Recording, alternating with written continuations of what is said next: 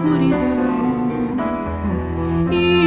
Espanta a ave que dorme na metade, que arde o meu coração, que é onde tropeça o equilíbrio, onde começa o delírio, o berço de explosão, e lentamente se engendra de ar.